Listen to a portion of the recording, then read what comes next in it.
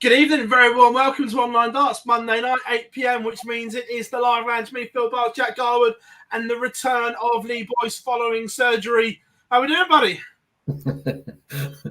I'm all good. Weirdly, that's the first time you've told the truth when you've reintroduced me today. I've had surgery, but it's on my nose before anyone says anything else. Yeah. 2 for 1, mate. 2 for 1. How we doing? All good. How are we doing? All good. Good chat last week. Didn't watch, gents. Derby was great. Yeah, he was superb, wasn't he? You two was okay. Danny's still so far up there, I think. Oh, Dan was loving Dopes as well. He was absolutely loving it. To be fair, no one from the Northeast was available this week. They're all in Tenerife or wherever they are at the moment. But look, we got loads to talk about. Record-breaking week. More ridiculous decisions. The Pro Tour returns. I'm not convinced how many people are going to be there, by the way. Some players have already turned it down. Chatting to them today. Hint, they're at the Super Series. They turned the invite down. The World Series has dropped. No doubt we're going to go in on that as always. And just some general darting nonsense, boys. What do you mean go in? We never bully anything. So, right, first of all, let's welcome the chat room in as always. Owen, how we doing? Tommy Zane is in. Let's put him up. It puts us off a little bit, but we'll work on that. How we doing? James is in. Welcome along, Harry. ABM Florin. The Werewolf is in. No, hope you're all right. Shoulder, ankle, and everything else. How we doing, Pete? Hope you are good, mate. Paul is in. Jake, Steve, Bob, Joel. Yeah, I know he's messaged me saying he's too tired, buddy, but glad you're in. All that winning. Yeah. And how we doing? Paddy, look, loads to be talking about. Where do you want to start, boys?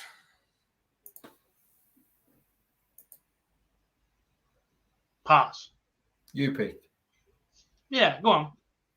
Well, I think we should start with the youth of today because it was the climax of the Dev Tour and the World Youth Championship at the weekend. And first of all, before we go into individuals, what a standard these young boys and girls are putting up at the moment. I say boys and girls because even Ethan McCormack absolutely walloped Louis Williams 5-0 at the weekend.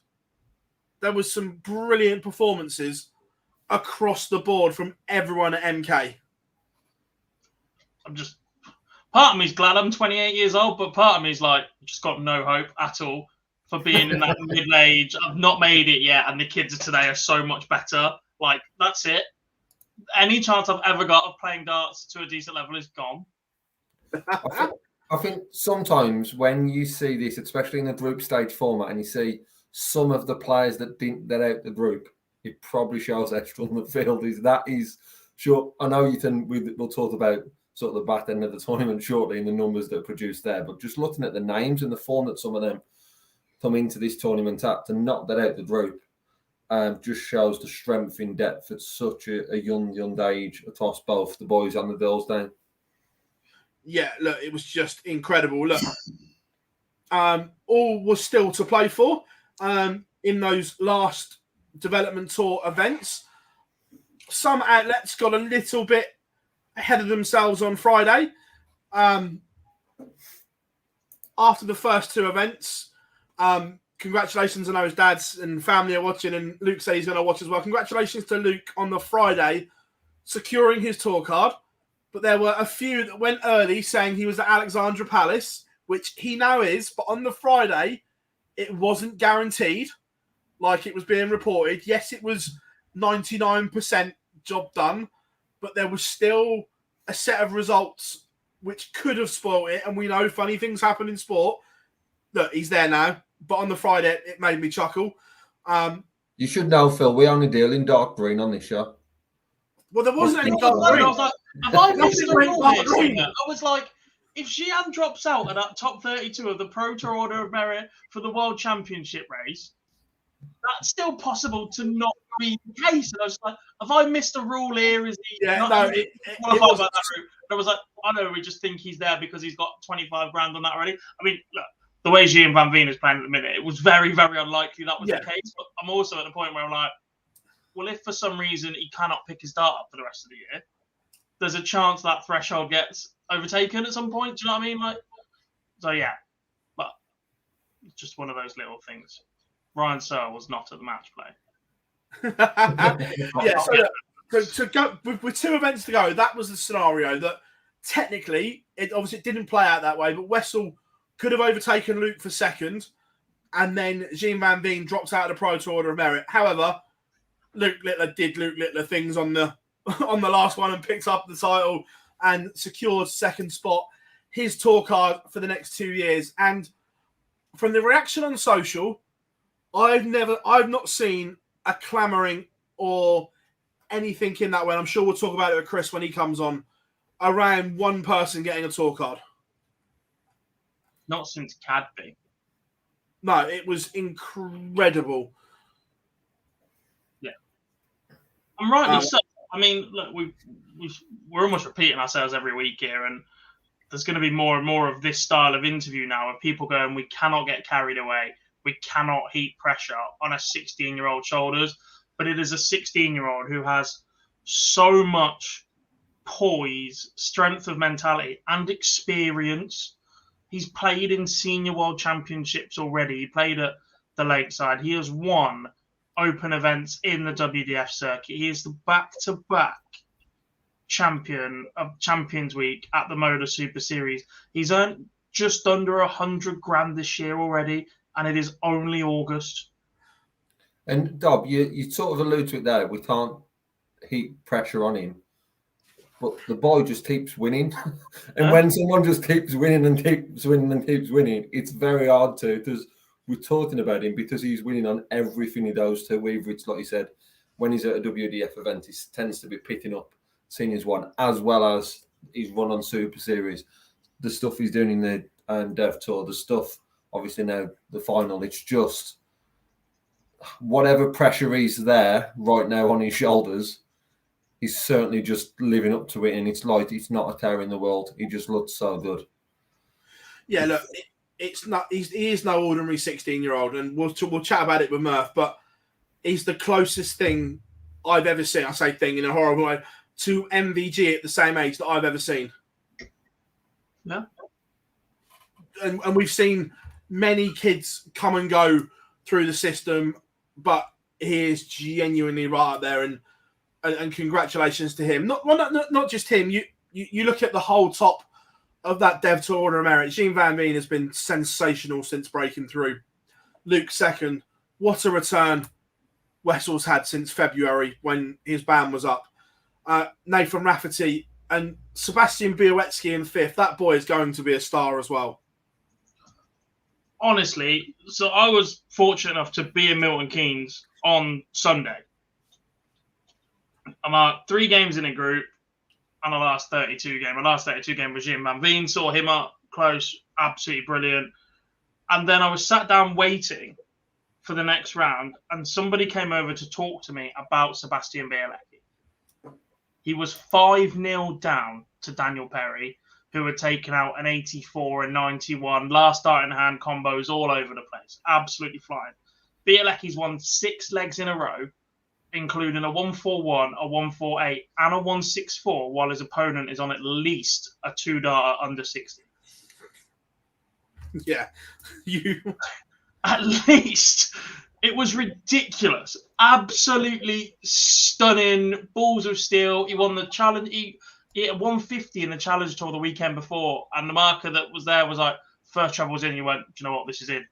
It's just ridiculous how they just keep, as you said, the standard is outrageous, but Sebastian is one of those players that's contributing to that at the very, very top end. And actually, the attention on the likes of Gian and Luke and Wessel and Josh Rock and whoever else going into this World Youth Championship probably helps Sebastian a little bit. Yeah. Because look, he had that 9-darter at the UK Open, but there still isn't that buzz around Sebastian as there is around others. And I'm not sure if that's because he doesn't do as much media, because I'm not sure what his English is like, I'll be completely honest. I've never really seen him in front of the cameras, though. It's not particularly great at the moment. Yeah. But look, that'll come within time. He's fantastic on socials. He's brilliant on socials. Very, very good. Yeah. And look, I'm just going out now. So the World Youth was the group stages, first of all, which I'm not oversold on, if I'm being honest. The group stage? Yeah. Well, You don't have a choice. I know you don't have a choice, but I'm not a fan. I'd like to see the group stages bigger, to be honest. That's my point. I think that just 3 in a group is, because they have to do it in a day. I fully get why, but when you're just not fully sold on something. But just, you say they have to do it on a day. I understand the finances and putting so many tournaments in a weekend, but we are talking about the development tour that's now ended in August, with 4 months of the calendar left to play. So I understand the financial aspects of it. I believe, speaking to people, I might be wrong with this, but it's what I've been told. It's to do with the education, because some of them are still at school and things like that. It has to be done out of term time and things like that. Schools return in 10 days in the UK. Yeah, that's the issue, I believe. But we do have another window, surely, before there's another half term or a term. Depends if the half terms match up. So they differ within the counties in the UK. Oh, then you've got to line up with Europe the rest as well. of Europe. I believe if you're trying to get the World Youth in as well, those that have travelled from Australia, etc., will then be at risk of missing education time. And I think they've realised that actually that's not the way to go. Yeah, maybe. I just feel that I see the concept of the group stages being very successful, but not working as well. But yeah, it's just fitting that in. It just seems like there may be other opportunities, or do it across a couple of weekends potentially in August. Yeah, back-to-back weekends possibly would work. I'd still like, personally, it not played down to a final, whether it's played down to the last 8, 16, and that is played at Minehead as well. Again, the problem with that is you've then got to jack up the prize money for that stage. I'm not saying the PDC can't, but if you're then going to make the final 8 travel to a completely different location on a completely different weekend that includes 2 days accommodation costs and, quite frankly, is a pain in the ass to get to, either from the UK or Europe or Australia or wherever else, flying in and then travelling halfway of the journey by road behind tractors, you've got to jack the prize money up for that stage as well. Oh, no, I agree. And I think it should be. I think you could cover the streaming costs, because you could have it in either, is it Centre Stage or the new Area 67 or whatever it's called. I just made that up. I just remember what it was called. Definitely not 67. I was there this year. Definitely. That one will do. Stereo 67. So you could have it set up in there and have it streamed. So you could generate your revenue that way for it. And then the final, or even semi-finals and final, is on the main stage. I certainly wouldn't be opposed, because by enhancing the group stage, then you'd be able to enhance the group stage then, because you'd have more window on the Sunday to play more darts because of that window. So anything that would see more games and more play would certainly, I would then be on board for.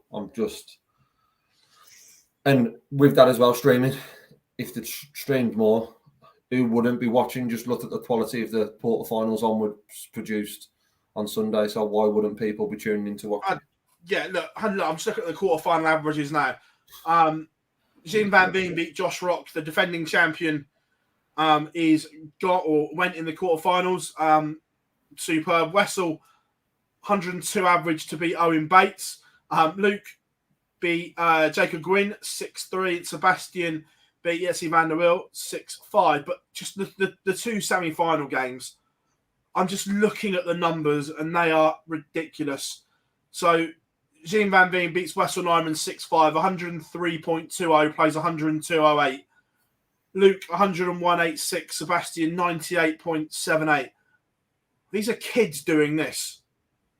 It is I saw it firsthand. Mental. You don't think we got Pro Tours this weekend and semi-finals probably won't produce those numbers? Yeah. From the best. Over that distance as well, by the way. The Yeah. group stage was best of 9. The knockout stages was best of 11. Oh yeah, these are Pro Tour lengths. Yeah. I lost count of the visits. So my very first game that I did, it was Jensen Walker against Jemai van der Herring. Walker missed the dart at the double. Van der Herring takes out 110. The second leg, he's on 120. Walker's on a finish. He goes 20, but he hits it low. Ball. 2-0 up. Without even thinking about it like that. It was ridiculous. I saw God knows how many 180s, 2 177s, 2 171s, a 174, a 164 attempt. In 8 legs of darts? 9 legs of darts? Yeah. Where has it gone? 9 legs of darts. Van Veen left 170 4 times. Deliberately.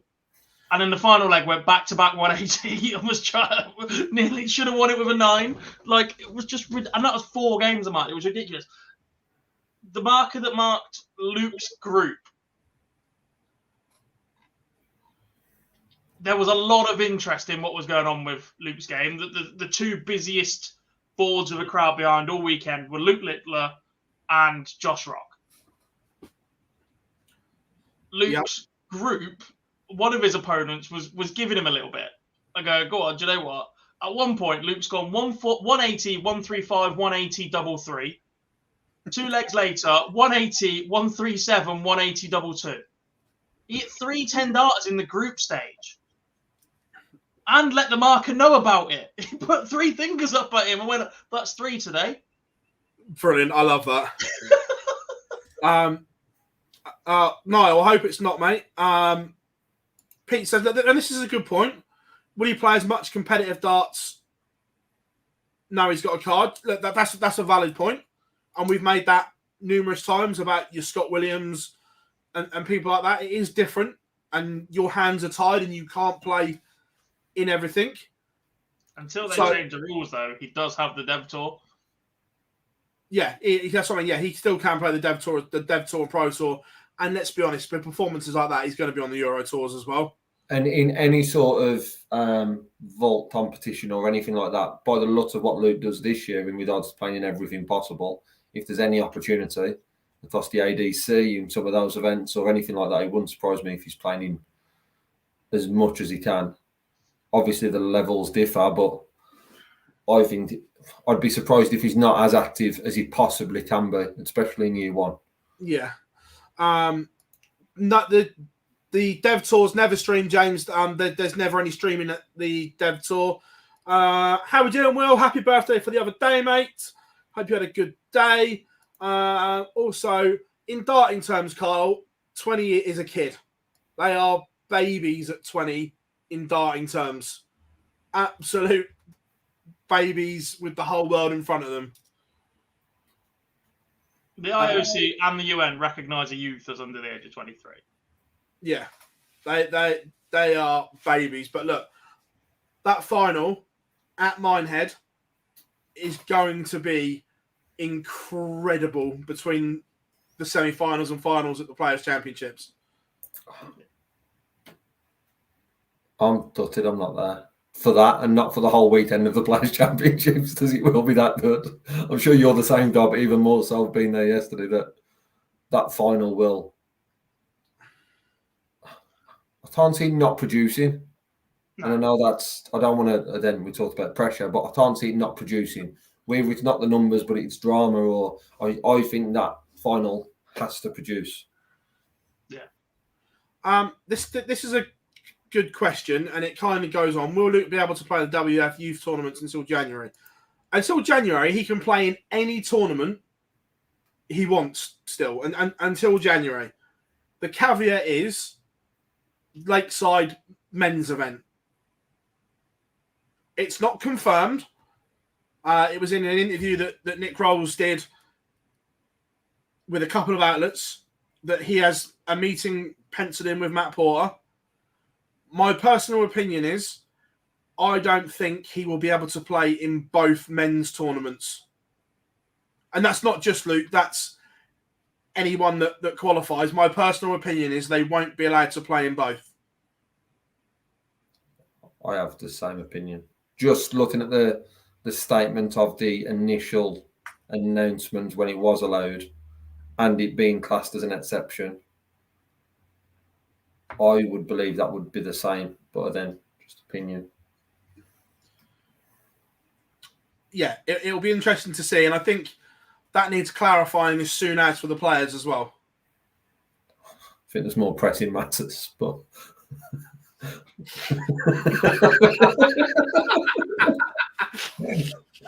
for once, it wasn't me that said it. I'm back. But we right, and I am playing devil's advocate here. Shock. If the men are not allowed, you know where I'm going with this. Are the women allowed as well?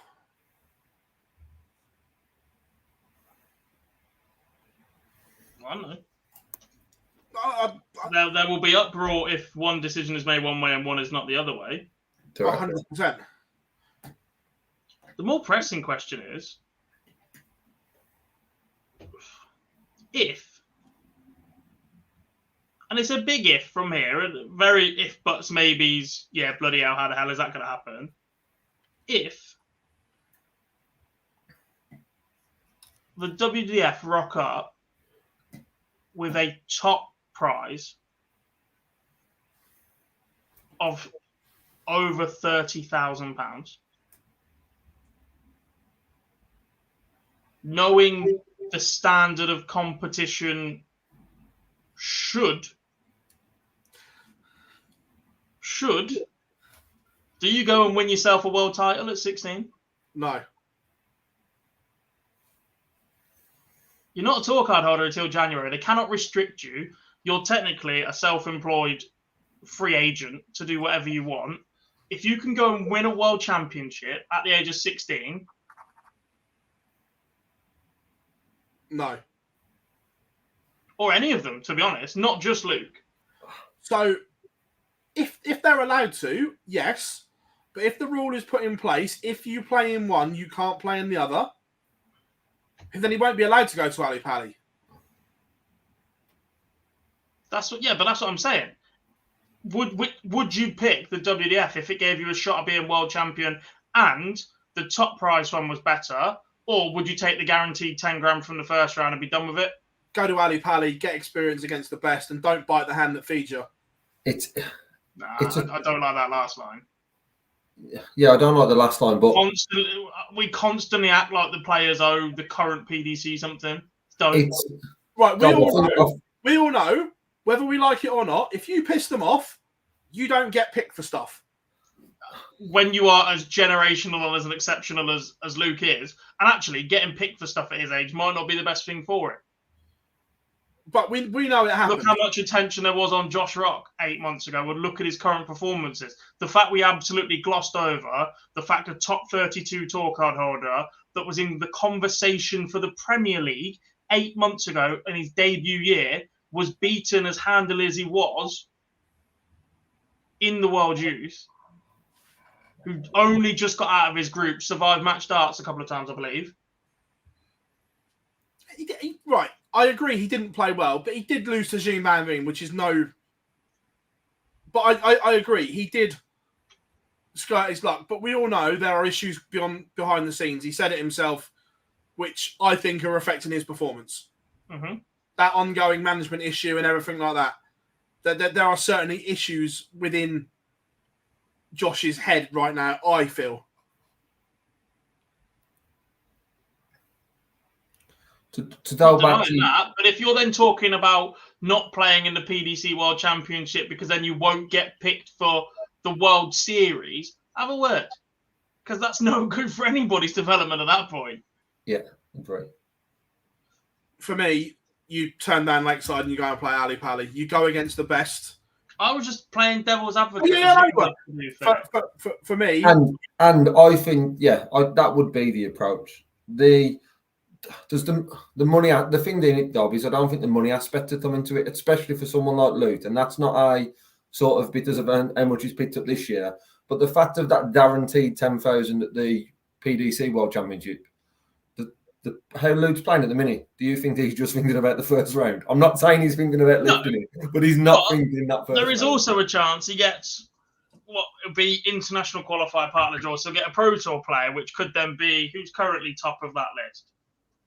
Heta? Yeah, I get what you're saying. I just think the Decker. You take that all day long. But then you could run into a Smith, a Van Gerwen. You could. And then, if you do, you're going to be prime time, prime slot, Sky Sports with the world watching you, or in a tournament that may only be streamed because you haven't got a TV deal yet.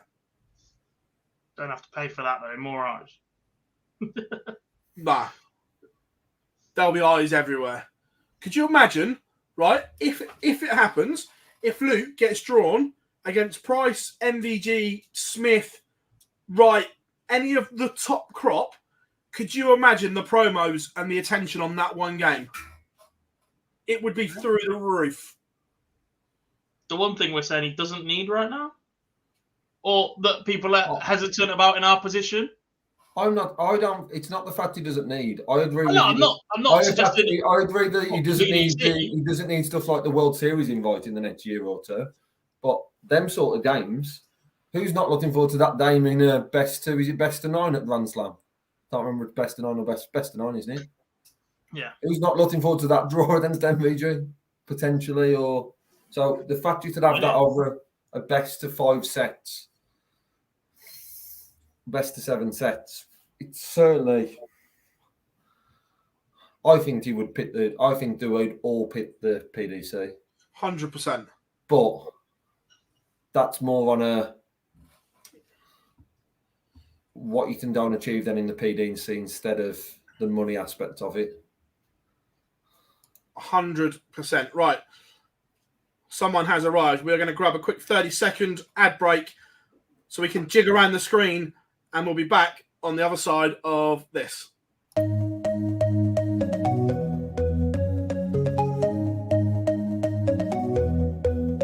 Take me home, take me on a ride. I got a good feeling about the colors lighting up your eyes. Take me home, take me to the sky. I got a good feeling. Tell me the only thing you are is mine now.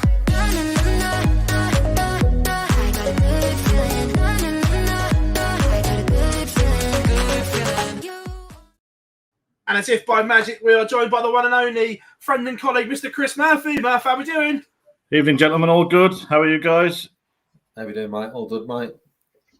We've just been on the Luke Littler bandwagon, and obviously the way the World Youth went at the weekend, we were just talking about the kids are incredible across the board. Yeah, remarkable. I followed a lot of it on Dart Connect. I know Jack was there. It would have been great to be. I actually heard you say before it would be nice to see more of it. I think the standard's good enough that we could maybe, I don't know, stream it or have more of it at Minehead, as you said, Phil. But yeah, Luke Littler, Jan van Veen, I think it is the dream final. Yeah, 100%. Well, record-breaking week all over the place, mate. Obviously, the Super Series, you were there the same as I was all week, and wow, Daryl Pilgrim, how has this man not got a tour card? For our benefit of the Super Series, but he was incredible, wasn't he? Yeah, and I think this is one of the things about the Super Series that people maybe overlook a little bit. Is I was talking to John Henderson this morning, and he said, he played Daryl on the Challenge Tour one day, and he beat him 5-0, and he was dreadful. And then the next day, won the title.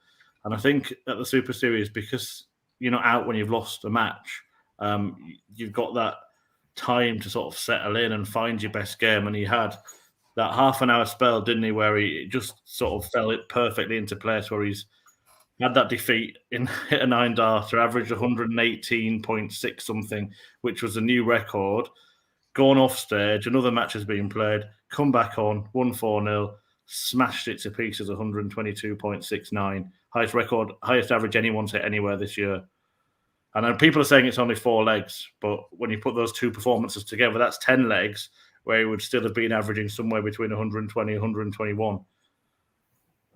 Just And ridiculous. let's not forget, in that first one, he's missed 3 darts to send it to a deciding leg. And in the second one, if he goes for bull outright, he'd have averaged 125. Yeah, I think the first one as well, I think he missed 8 darts at double Yeah. in the match. So, I mean, both of those matches had the potential to be 125 plus. Which was ridiculous. I mean, I've never typed so quick in my life. Yeah, you've got the short Get a score. message to Mirko in.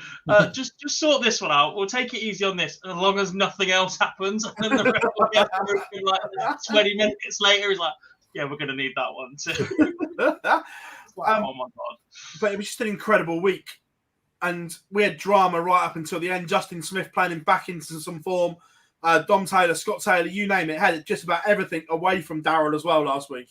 Yeah, well, the Friday day, Justin Smith was out, really. He played Dom Taylor, who was top, beat him, and then he was 3-0 down against Charlie Large. One of those players who is yet to perform consistently, Charlie Large, but when he has played well, he's played well, and he was 3-0 up, and then Justin Smith comes back to win 4-3 to qualify at the expense of poor old Ian Contum, who's missed out now twice in a row in similar fashion. And then Justin Smith kept just in a strange way, did it again. And finals night, he lost his first match 4-2, but then won his next one 4-1 to go through. I think he just ran out of lives, really, Justin Smith. But it was fitting that Pilgrim won it. It would have felt like almost a bit of a disrespect to Taylor or any of the players. It would have felt like a little bit of an anticlimax had he not. Yeah, 100%. And on the Super Series, look, you've been with it a long time now. The growth and development of it is just remarkable. And outside the 128, it is the place to play now.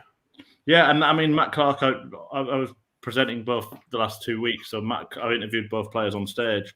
And Matt Clark said, for him, outside of having a tour card, that this is the place to be. He looks forward to being there. He wants to, play there as much as possible.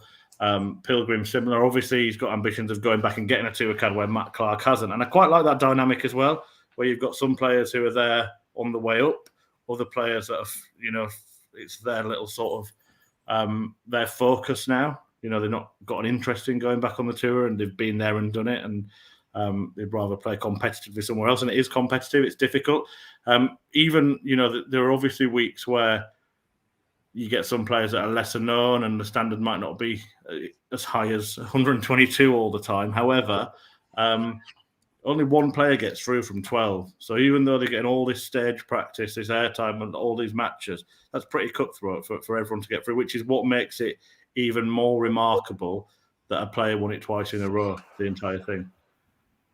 Yeah, potential for a third as well. It might genuinely be the last time we ever see Luke in the Super Series. Obviously, his card will kick in from January, so we've got this series for October to see him again. And if he does 3 in a row, do you think anyone will ever get anywhere near that? Given the dynamic of going and getting a tour card, the way that the series are cycled in, it just might never be repeated. Yeah, if that happens, I mean, it would be a ridiculous feat. But that, again, the question that Phill just asked about players wanting to play in it. Luke has just reached the World Youth Championship final, got into the World Championship, got his PDC Tour card, and he puts out a tweet saying, one last time in the Super Series. And that's where his head is right now. He loves playing on that stage, and everyone loves to watch him. So many players, it's something now they want on their CV. And only a few players have it, and you can't take that away from them. But if he did go and win it 3 times, I think we'd already be talking about a record that'll never be broken. And you mentioned there, Murph, about the Super Series and the growth of the Super Series. How important do you think the relationship's been with the IDC and the continuing relationship with the IDC and seeing them before on a Saturday? Very important, yeah. I think it's. I think when the Super Series first started, I mean, I wasn't involved at the time. Phill was with the Darts at Home set up, and then it became Southampton's and the ADC link once we moved to Portsmouth and got things going as they are now. I think became inevitable because I think to give it an extra level of credibility, there needed to be some route of qualifying, and that in itself provides stories as well.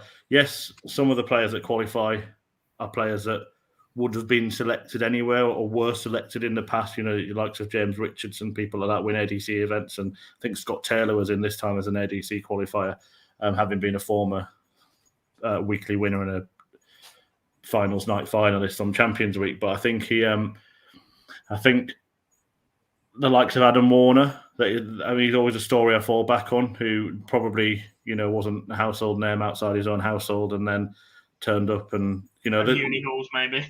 yeah, exactly, and brought that story to life about uni darts actually, and the background of him, and then he's going on a stage at a Euro tour, coming close to beating Michael Smith, and people actually have got a bit of his backstory. People are aware of him, and I think it's just a really important element that, you know, everyone's got a chance, and probably the people who work on the admin side of things have got a better way of sort of telling the hundreds of people that were emailing asking, can they play in the Super Series? Well, yeah, go and qualify by the ADC link. And there's a structure in place pretty imminently as well to sort of qualify the players from Europe. I think it'll be slightly different. My understanding, it's going to be a ranking system rather than just set qualifiers. So the top players will be taken off a ranking system because of the ADC Europe link. I think it's going to be massively important for further growth of the product in terms of getting eyes on it in different parts of the world. And we've seen that with ADC Oceania and getting players in from North America as well. Yeah, 100%. No, it's just absolutely superb. Are we close to, perhaps, do you think, having individual weeks as well, where we have like a women's week or a youth week, or is that not something you think would benefit the product? No, I definitely think it would benefit the product, but I think there's potential for that to sit outside of the Super Series. So there may be scope maybe to finish a series and then have one of those special weeks as a kind of breaker between that and the start of the next series. I think yeah, there's the option to do stuff like that during the Super Series, but I think the ideas, as you know, they've sort of been mooted about quite a lot. It's about making them work for the best, and while it's never going to be, and no one's saying it is, it's never going to be an event where all 12 players every week qualify. It's going to be heavily on invites with a qualification route.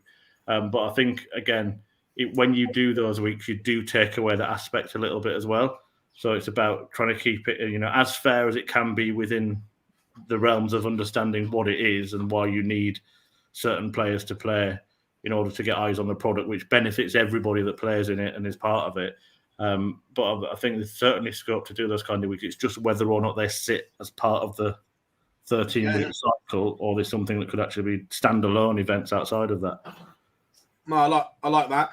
Pro Tour returns as well. You're on a plane to Germany this weekend to see them battle out again. Yeah, it'd be a nice break, Phil. Yeah, I think I'm looking forward to it. I'm not sure how many of the top players will be playing. I think you touched on that earlier. But I think, again, the Pro Tours have taken on a different sort of meaning, I think, in the last couple of years anyway. It's very, very rare you have a Pro Tour with all of the top players. And when we started streaming them, I think I started commentating on Pro Tours in 2016, 17, something like that. And a lot of the time you would get, apart from Phill Taylor, who's coming towards his retirement, then all the top players will be there. And we'll be talking about, can Michael van Gerwen win all three, I think, which he did once, and things like that. But now you just kind of... Anderson only win them on Saturday, losing first round on a Sunday. Yeah, exactly. But the little link now, I suppose, and it's a massive benefit to me as a commentator, is that a lot of the players that are filling the spots up from the Challenge Tour are people that I've seen and spent time with and got to know more about at the Super Series, and actually understanding that the gap is not that big from the 128 professional tour card holders to all the aspiring professionals. And it wouldn't be a surprise to me to start seeing more of those tournaments where I wouldn't be surprised if in the next, how big a time scale I'm going to put on this because I look stupid if it doesn't happen. If in the next 2 years, a final on the Pro Tour is contested between two non-tour card holders. Is that a worry for the PDC? As with all things, it depends which way it's spun, doesn't it? Yeah, I think it's the fact they've got progression routes and backups and top ups, I guess, shows strength in depth in the sport as a whole. But actually, the fact that the top guys are missing the Pro Tours so often, and we just constantly get fed the line where they can choose what they play in. It's their choice to manage their schedules if they can't handle it. Is that a worry? Because on the other hand, we've got tour card holders absolutely gagging for a weekend of darts because they've not been able to play in 2 months. Yeah, I think it would be a worry if it got to that point where that was a regular occurrence. The story of two getting to the final, if that were to happen, would be a story, and that would generate interest. But I think more of a worry is if they're having Pro Tours where, 30, 40 players and not tour card holders, because you're not just talking about the top players then, you're talking about other players not going for different reasons. So we've got a scenario this year where you've got 2 tour card holders that just don't play at all. I think one of them's played one set of events and the other one hasn't played at all. I think you've got other players that are in different spaces, whether that's personal or whatever, like Adrian Lewis is not playing at the moment. So it's not always just the top players that are missing out. But also there are players that are actually managing it quite well and have realised that. And I think Matt Porter's absolutely spot on when he says, don't, manage your calendar. If you look at Nathan Aspinall, he's hardly thrown a dart on the Pro Tour this year. But in the big events, he's been good and won the biggest we've had so far. So I think, players have to manage it. But the darts calendar is so heavy, it has been for some time now. I think it's just an inevitability. I don't know. The question's tough. Is it a worry in some ways for the product of a Pro Tour, but is the product of a Pro Tour that important, or is it just a means to an end, and it means getting all the best players in the bigger events anyway? Then, yeah, I think it's a bit of a transitional period. Yeah, well, we spoke about it before, Murph, that the Euro Tour has almost made the Pro Tour irrelevant to some people because of the golfing money that you can earn on a Euro Tour compared to the Pro Tour. That we had some pros on here in the chat room saying that when they go to that weekend, the qualifier for the Euro Tour is the most important day of the weekend, not the 2 Pro Tour events. Yeah, absolutely. It's huge. And we saw, Scott Mitchell, who's worked at the Super Series, never qualified for a Euro Tour in the 2 years he had a tour card. If he'd have hit 1 or 2, he'd probably still have a tour card. So they are massive. And again, maybe it'd be nice to stream them as well because they're so important. I think, just thinking out loud, I think maybe Jack sort of touched on it at the point that there are other tour card holders that are waiting months to play darts. Maybe there just needs to be an acceptance that a lot of players are going to miss the Pro Tour now, and actually you run Pro Tours while World Series events are on, etc. Because the players that are in the World Series events, half of them probably wouldn't play in a Pro Tour anyway if it was on at that time. So maybe it could spread it out a little bit more. I think we've got into a period now where we'll have loads of Pro Tours in a short space of time, but we've come off the back of one we've had none for a long time. So maybe there could be just an acceptance that that's going to happen and spread it out. But the Euro Tour is massive. It's only going to grow. And again, look, the PDC do everything, I think, at a sensible pace. I think people like us think of ideas and would love to just implement them tomorrow. But I can probably foresee a scenario where another counter to that is that they go to a place like Hildesheim, have a Pro Tour Monday, Tuesday, or Tuesday, Wednesday, home nation qualifiers on the Thursday, the Euro Tour starts in the same place on the Friday. And it's almost like a week of Pro Tour onto Euro Tour. Yeah. They were slow with the World Cup, though, mate. You've got to admit that one.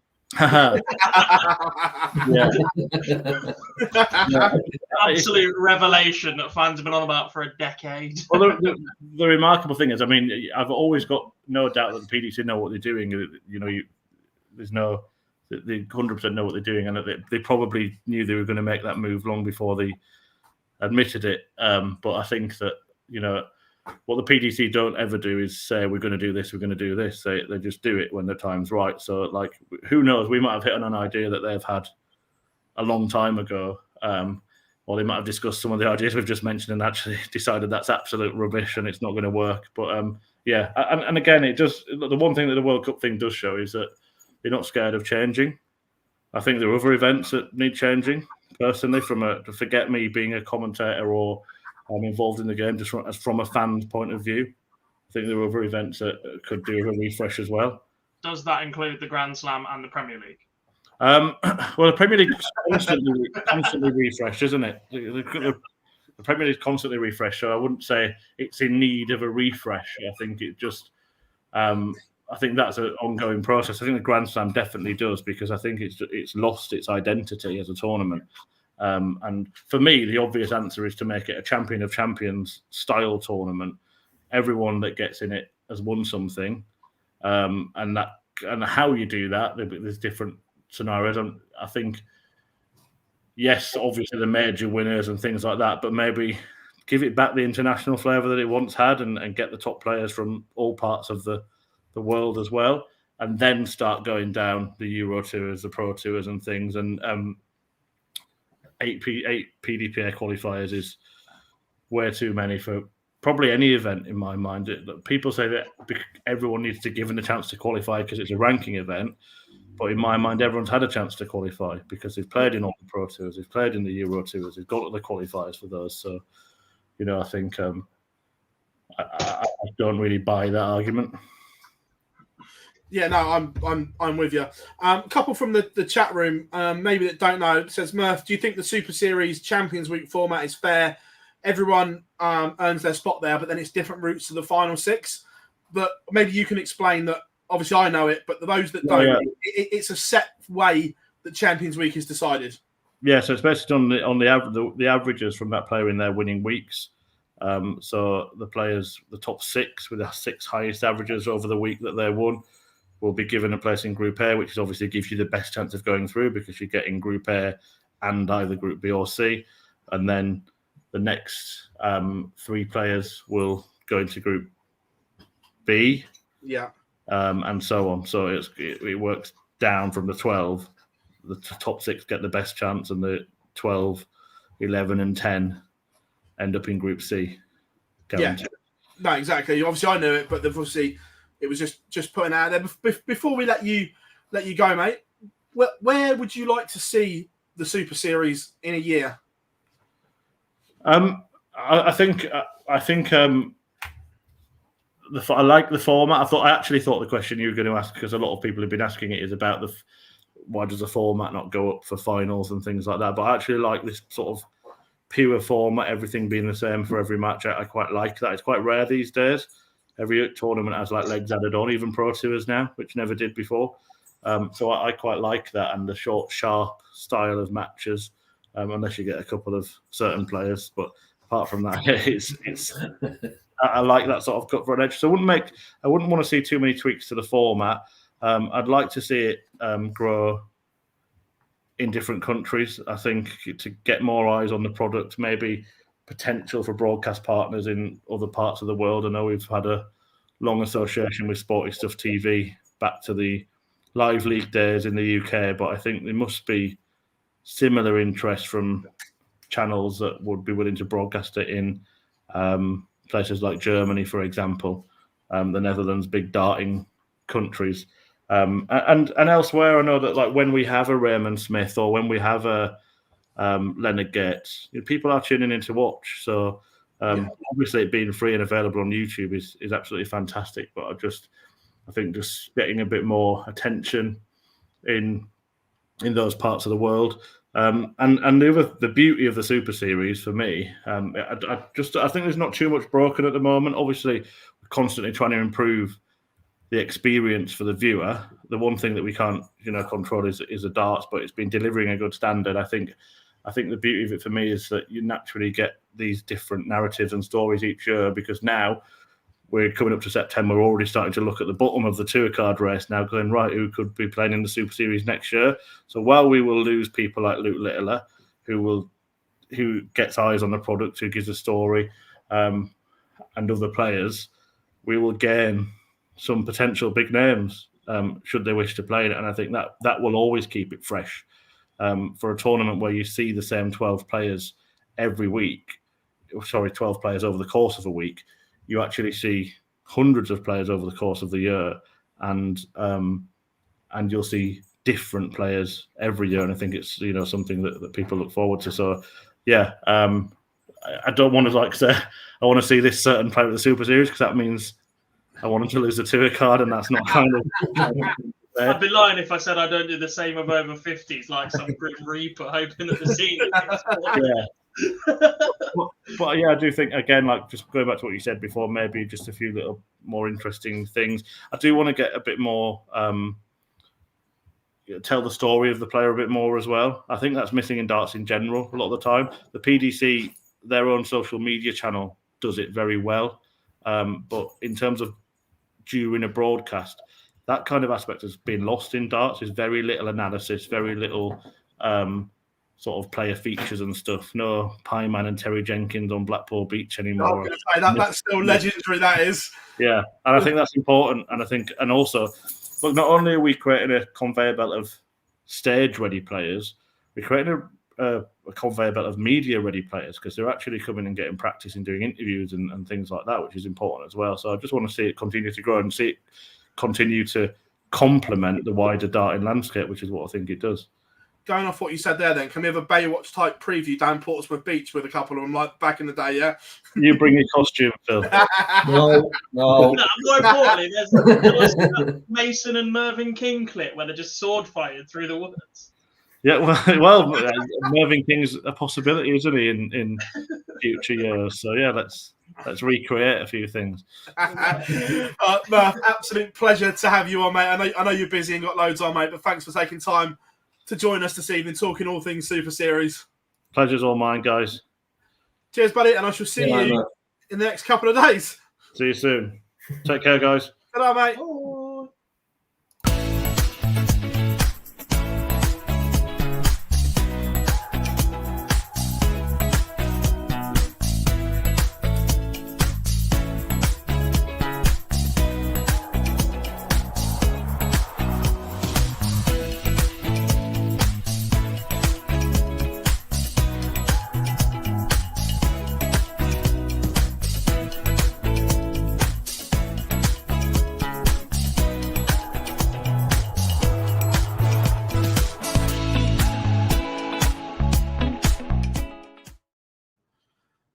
Really enjoyed that. Really good look and perspective on the Super Series.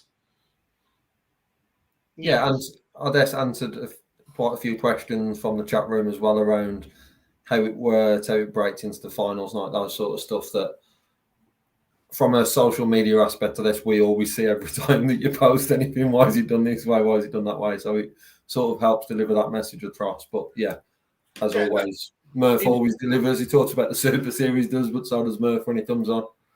Yeah, and look, Carl says address the favouritism towards certain players. It's not favouritism in that respect. Murph said it there.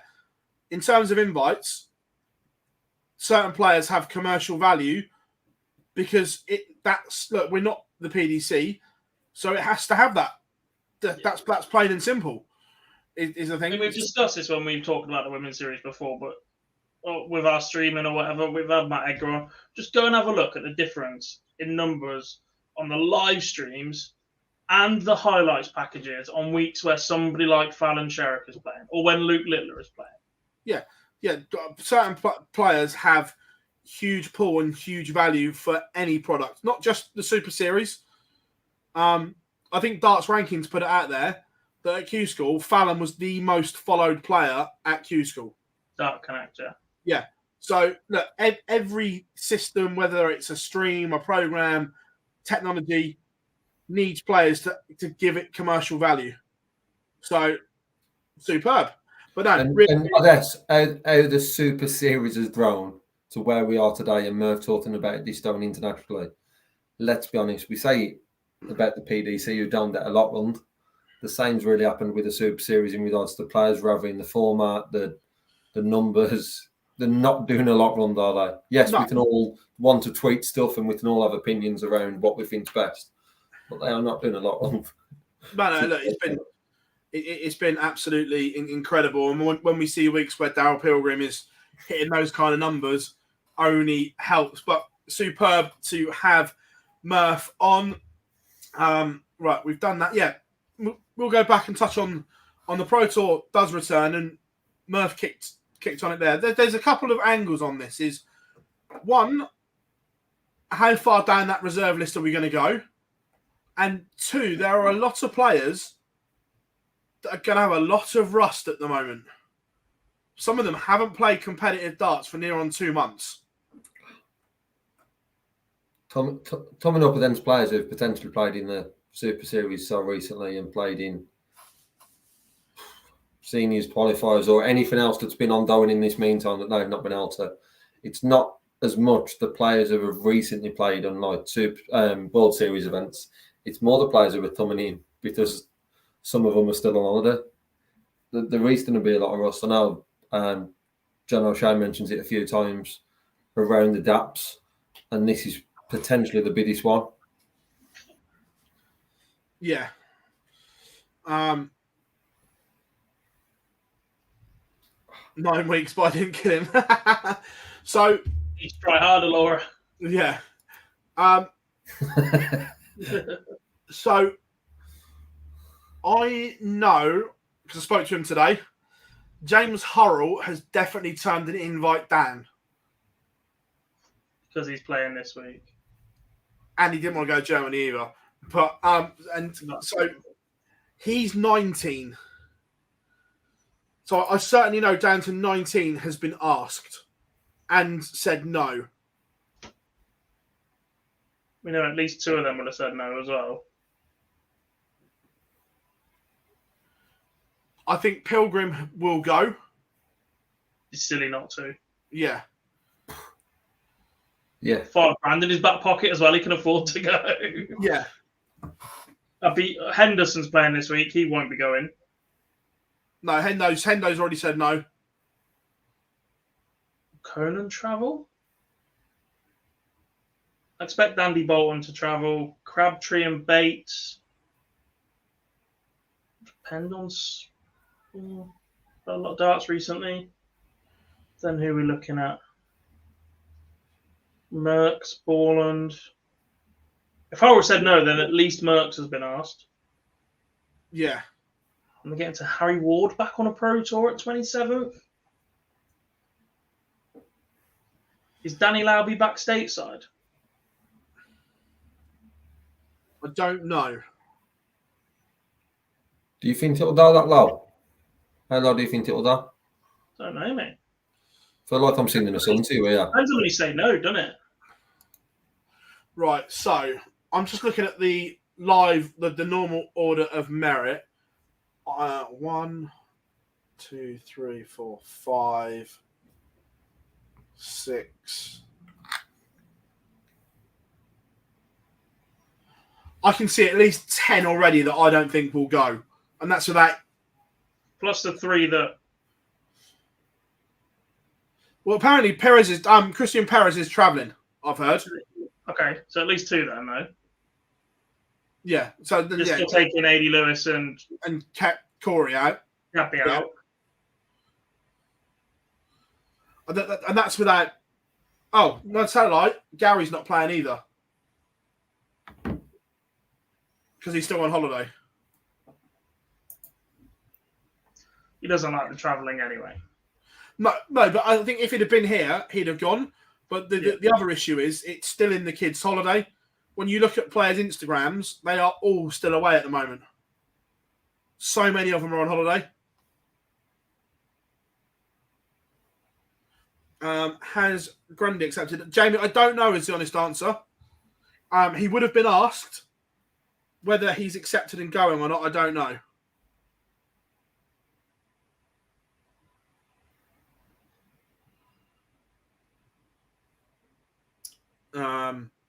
So yeah, looking forward to the What's that?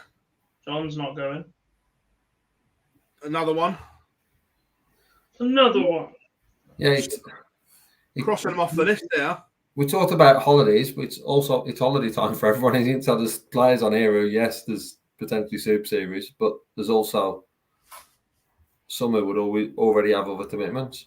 So, like 20s, early 30s, we think to do. Oh, just joking, he is. Oh. Laura's After all that whinging, John, you bloody better be, pal. Yeah. How are we doing, Phil? Hope you're I don't think you got a choice either. Laura's going to boot you out the ass. Like an old cartoon, all your stuff wrapped in a stick. Yeah.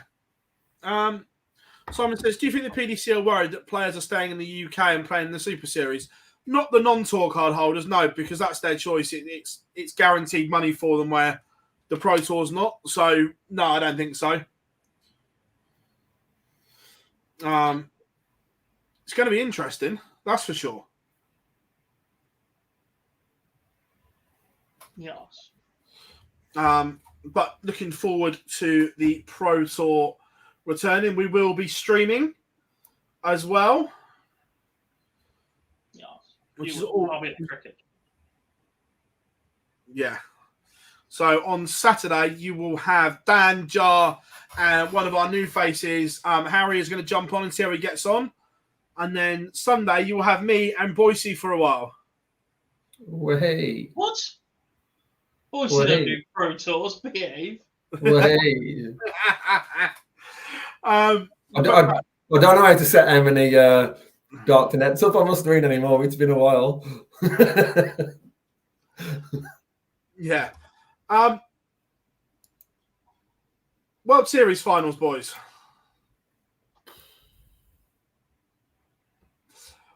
First, and chat room, get involved as well. Your first thoughts on the invites and structure.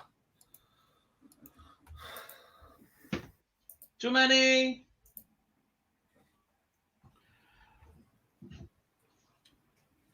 I don't like one, the 8 qualifiers, and 2, there aren't enough World Series players for me in terms of the local ones. I used 2 on Twitter earlier as an example, and I could have picked many more, but Alex Spellman, Ben Robb, this was built to create things like that. There's one problem with this and one problem only. The finals are ranked, aren't they? No. Are they not? No, it's not ranked. That's why I don't then understand the. They're stupid then. There's no need for them. That's exactly the point, Dob. Because if they were ranked, then I'd understand the fact that that's 300 grand worth of prize money up for grabs for players that effectively have been handpicked because they're deemed to be better on television or more appealing to an audience that we get told constantly as a factor. But yeah, that's not the point of this at all. It never has been the point of this. Absolutely no disrespect to the guy, but the fact that Danny Noppert went to the final of this tournament without ever playing in a World Series event before a couple of years ago was bad enough. Yeah.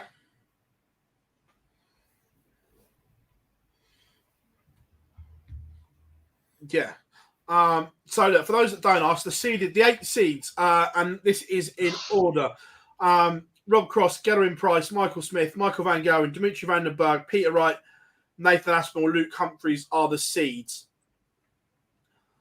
And the way they've spun this, I get it, but the World Series Order of Merit qualifiers, Damon Heta, Danny Noppert, Jeff Smith, Johnny Clayton, Raymond Van Barneveld, Simon Whitlock, Hopai Puhau, and Ratajski.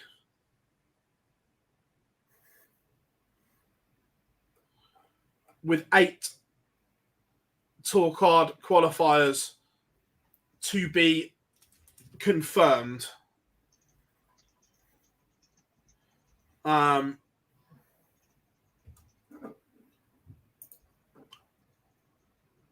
Jumping back into the chat room while we decide it. Pete, I think this is actually live, this one. Don't quote me on it, but I think so. Right, we've got a lot of people saying it's pointless. It's just a beer event, as Patrick says. Yeah, look, it is, but it also makes up part of the ITV contract. As in, they have to have X amount of tournaments per year, which is what they pay for, effectively. So it's not just grappling it, it's part of a TV contract. Yeah, it rounds up the World Series. I understand the concept of a World Series final. I just don't see why. The one thing they didn't there was the eight qualifiers who have had no involvement whatsoever when we've had an array of talent across the world who have been included in the World Series. Not then more invites. I'd drop that down to 2.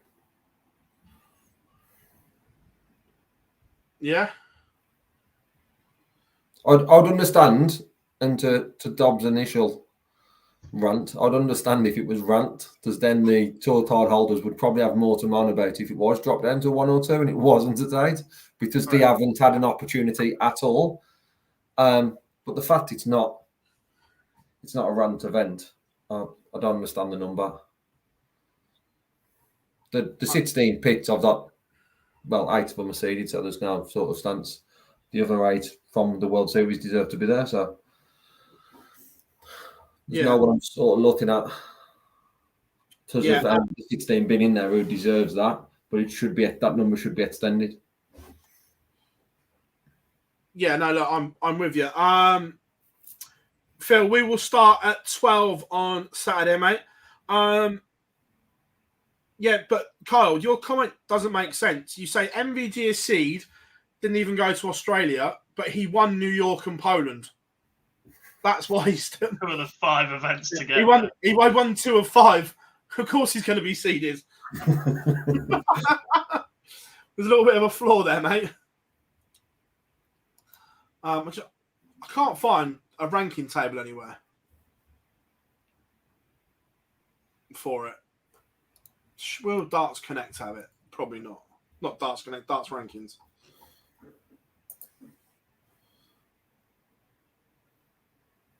No, they don't. Shocking.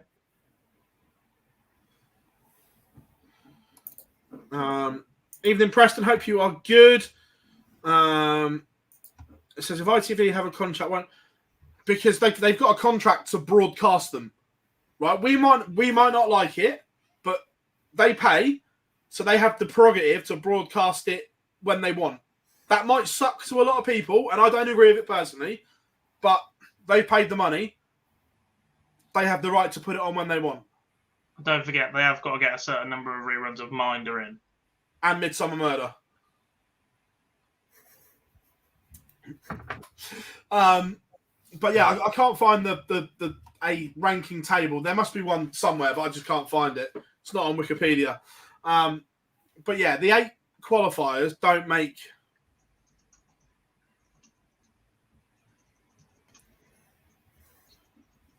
any sense for me. And I'm going to throw this in as well as the World Cup. Should these 2 tournaments have Grand Slam spots attached to them?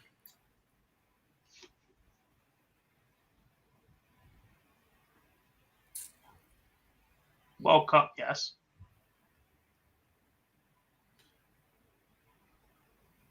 I was just asking This the question. one, no. Why not? Why not, Dob? Don't like it.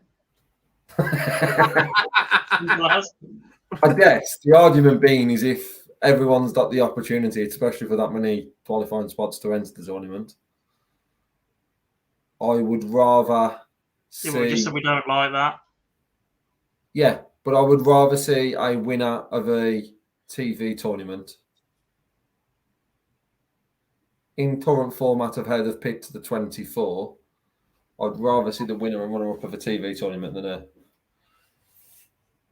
2 Pro Tours. I don't particularly like tournaments where invitations are a thing, having Grand Slam. Yeah, but that's the World Cup as well then. The nations are, the players aren't. They'll qualify as top 1 or 2 ranked or have a tournament to qualify. Masters is based off seeding, off order of merit ranking. The two that applies to is the Premier League, apart from the top 4 or whatever it is, and World Series. Yeah, but the problem is with the Premier League, when it's the second biggest tournament in the calendar in terms of financial gains, that's always going to get rewarded hugely. Yep.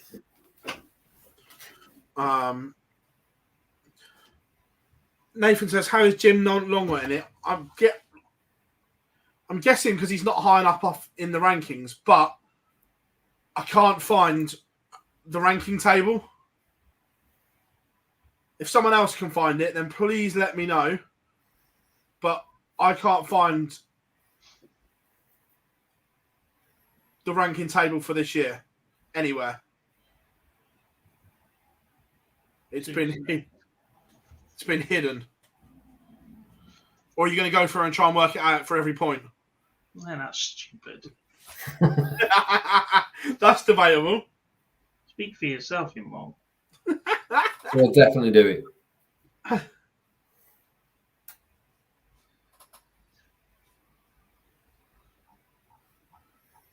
Let's go to there.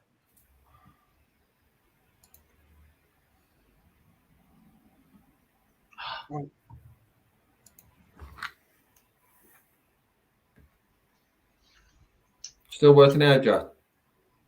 Better. It's on the PDC site. Okay.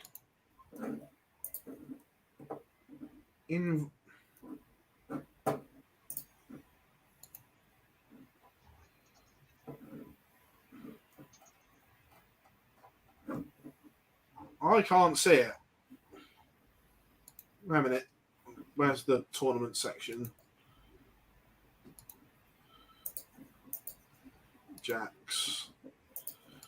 Tournament. No. I went in that way and I couldn't find it. Yeah, I can't.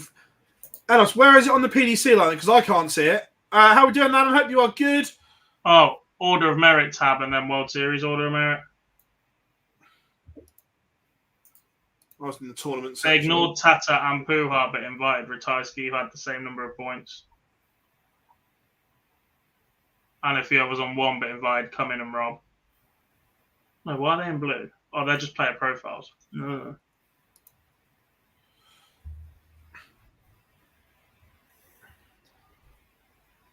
Yeah, I've got it.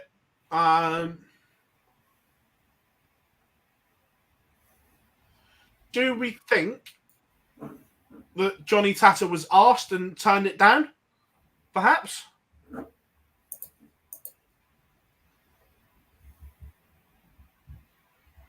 Jim Long did finish on the same number of points as Ratajski, Puha, and Tata.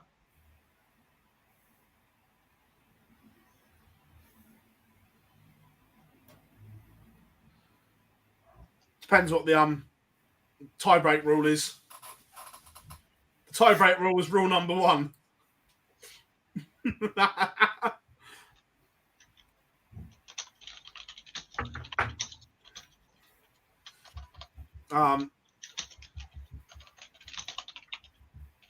But yeah, so there it is. It's basically on the order of merit. Now that we found it.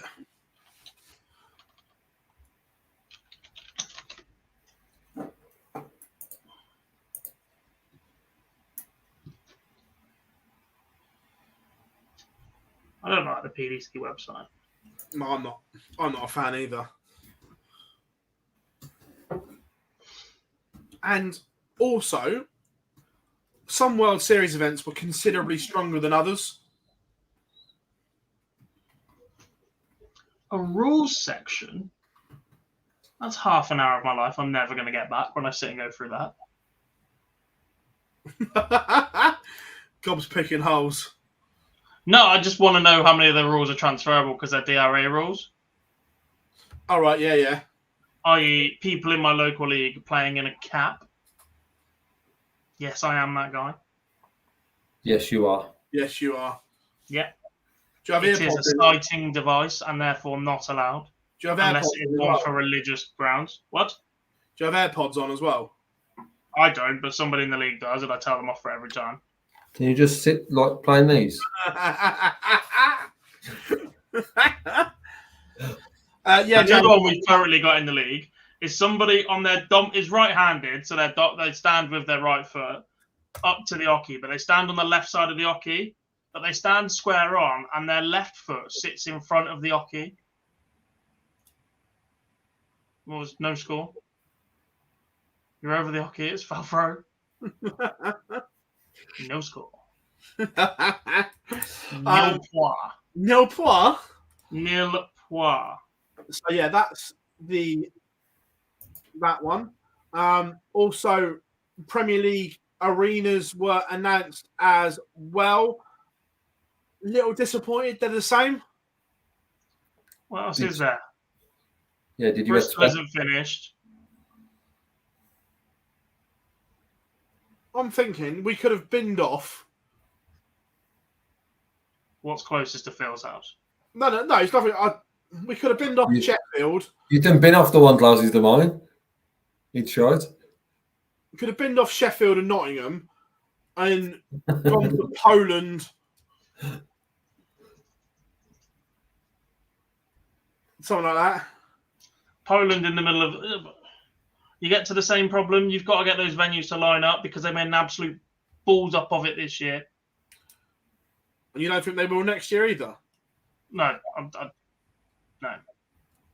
I can't wait for the Well, calendar. there was that section, wasn't it, where it went from Nottingham to Germany, then back to the UK, then Holland, the Netherlands, then back here instead of staying there, or move to Germany for the Pro Tours or something. And oh god, no. It was no Premier League night in Leicester, but you do have the World Grand Prix coming up. He's going to say Exeter. No, look, I don't like Exeter as a venue, but I understand why it has to be there. Logistics. Yeah, because there's nothing else close enough to get the players, staff, and everything. Well, Bristol when it's finished, but that's had more setbacks, hasn't it? I believe so, yeah. So, yeah, Premier League is announced. Tickets go on sale in October. Probably, we won't find anything about the format or anything like that.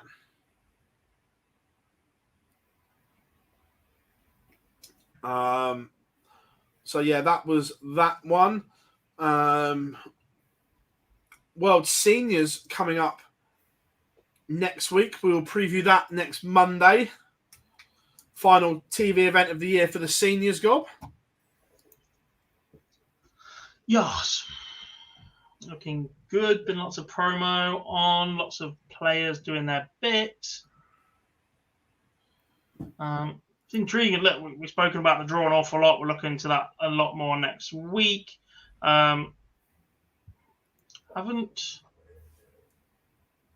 Hendo looks good. Is the way to go with it. He looked brilliant today. He looked decent in his last stint in the Super Series just a couple of weeks ago. And of everybody in the field, he is the one we have seen play solid competitive darts most recently to the highest standard. Does, and I know we're going to next week, Dob. The question surely is, does Richie Hesson reach another final? I think we'll save that for next week. I love Richie. I've got so much time for Richie. I'm almost at the point where part of me doesn't want him to get to a final because I can't see him lose another one. He doesn't deserve to lose another one. If he makes the final of this one and loses, he would have lost in every single seniors TV event final this year. Just an all-round sportsman. That's what he is. Can we talk about that, by the way? They have been done. Keegan Brand did nine an and absolute stinker. Yeah, Keegan Brand got hold of Richie Howson's phone and decided to tell the world that he did a 9 dar and a 147 in the same day. Why And they then it was didn't? reported by a news outlet. Why they did not though to light a Crazy Dolph course and just do a hole in one for him and put that as a video to follow it would have been great. Yeah. Yeah, Can outstanding. you talk work. about the fact that they then called Colin Osborne a forgotten darter 2.5 weeks after he made the final of the Motor Super Series Champions Week? Well, you know, Liam, That the man won dates aren't- 10 grand 17 days ago.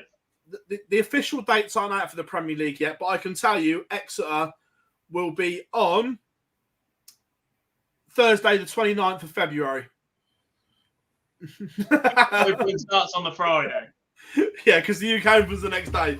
So even though the dates aren't out, I can tell you that one. Look, we'll go into it, and I love Richie to bits, but one thing I don't get with the seniors, and I don't mind saying it, is how you concede someone when they've qualified for the tournament as a qualifier. That makes no sense. Pass. No, I know it's not a bit, That's above my pay grade. but it just doesn't make any sense that a qualifier is a seed. Yeah. But other than that, buzzing for York. Right, what else have we got to talk about coming up? Or what else have we missed? WDF Down Under, I'm not going to lie, didn't see any of it.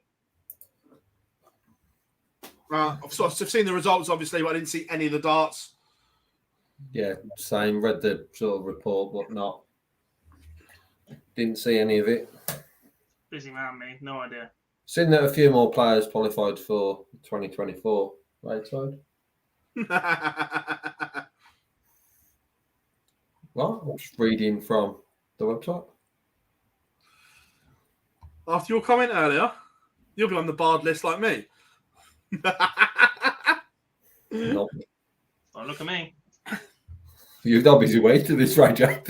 Yeah, you'll be on the I'm a good boy. I don't upset anybody. Yeah. Nor do I. My darts league takes place on a Wednesday. We're in front of the committee tomorrow. What have you done? Nothing. All right, what have you alleged to have done? Nothing. Well, you don't get dragged up if there's not. What's the charge? Another team threatened to take us outside. We're innocent. Fucking bollocks. Yeah, don't believe this at all. Yeah, we're innocent. We are. Yeah, all right. Us and our giant flag that we take to every home game. This is what happens on Vodka Wednesday, kids. Don't drink. Yeah. We've got a box of the stuff we have to take to darts on a Wednesday. Right. One of them is a custom St. George's England flag that has the team name, a picture of one of the lads in it. It says the Home of World Darts because we've renamed our pub the Home of World Darts because Lakeside just doesn't exist anymore. And a picture of Dua Lipa on it because she's our unofficial team mascot. That is attached to one of the lads' old shower pot with two, what are they called? Thingy ties. Cable ties. Cable ties. We've got a bongo, a two-set bongo drum that currently is stickered massively by another team sponsor. And one of the lads last year decided that what we really need was a team mascot. So went and bought a full-size gorilla costume.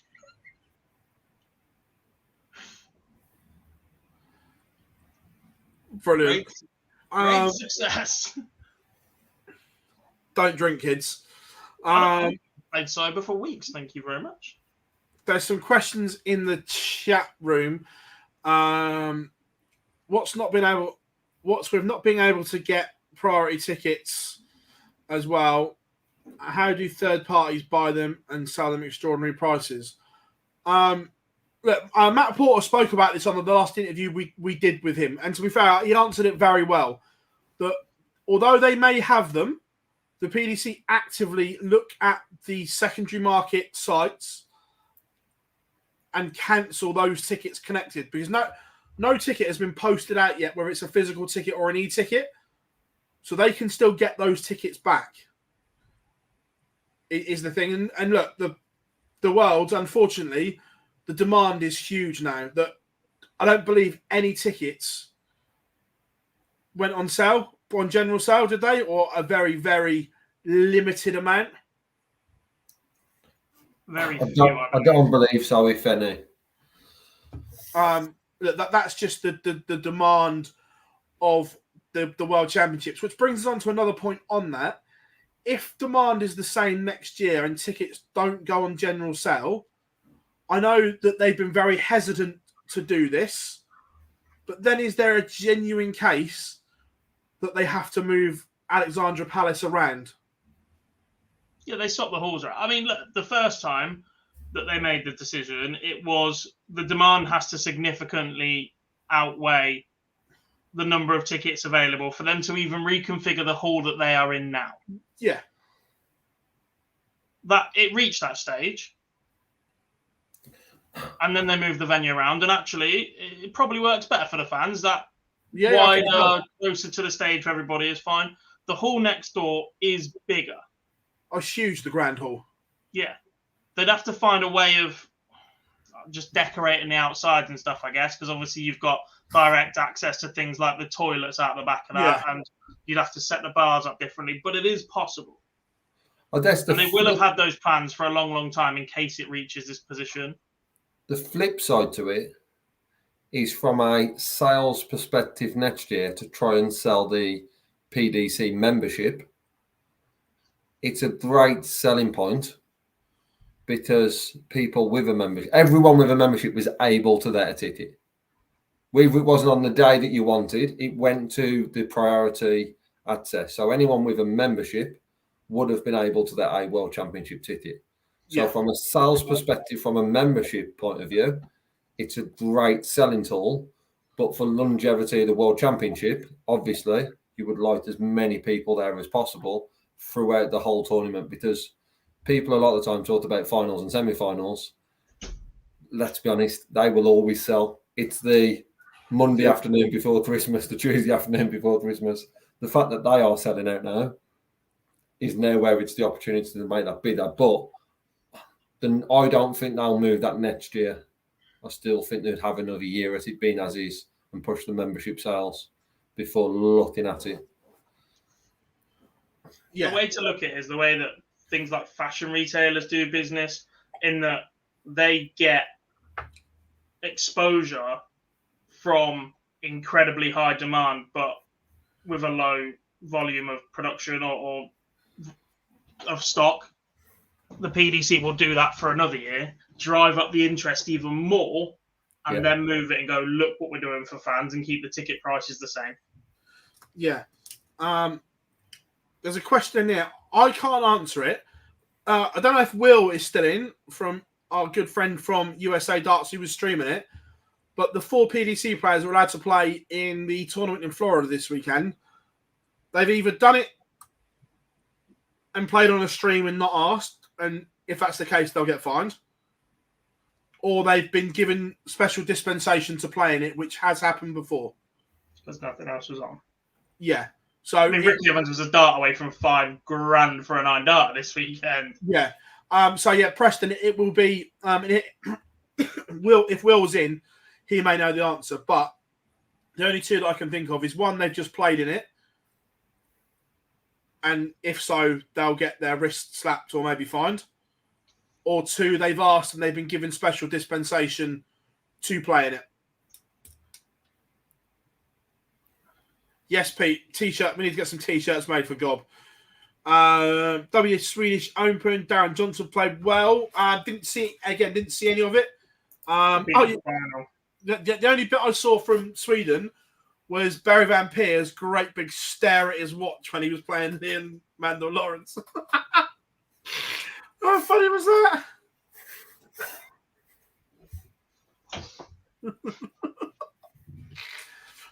Big fan.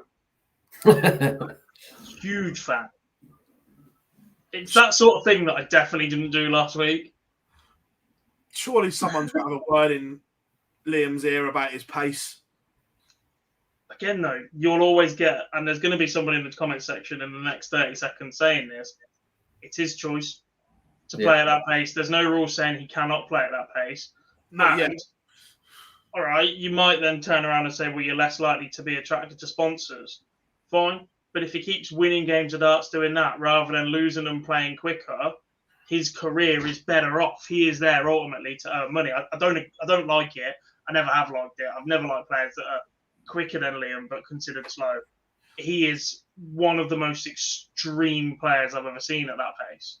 Yeah, but it's his setup as well that takes forever. It's the fact he takes 2 steps to get into it. The issue is that, say he qualifies for something like the World Championships and he absolutely fucks up a session because it overruns. I'm telling you, there'll be a shot clock type thing brought in. Well, Murph touched on it a little bit, didn't he? About just how little analysis there is in darts anymore and meet the players, I guess, a little in the broadcast and all of that sort of stuff and little promo pieces. And it's because of that, there isn't time. You go to events where they're cutting walk-ons because of commercial restraints. And basically what they've done is we can fit it in this session to save on staffing costs, to save on production costs, and to save on the amount of time that people are working, etc. That ultimately puts more money in the players' pocket. It's fine because they're not spending it on that, so they've got it elsewhere. But it does take, like, the seniors is the same. The amount of stuff I've seen recorded over the years, and then we're in tight windows where it's 4 games in a session. Actually, if you get 4 close games, you are struggling for time. If you get 1 absolute blowout, you're fine. Or if you get 1 relatively one-sided game, you're fine. But actually, if you don't get one of them in a session and if we rock up to York and we get 4 extra leg games in the Saturday night, that's an incredibly late finish we're heading towards. Oh, 100%. And it doesn't matter what other content you've got produced or ready to go at that point. You just don't have time to show it. Oh, no, just can. As a player and as his management team or his family and friends, why would he change? Or why would he tell him to change? Because this 23-stone angry person on YouTube doesn't like watching him. More reasons to continue. And you've got a reparation from that.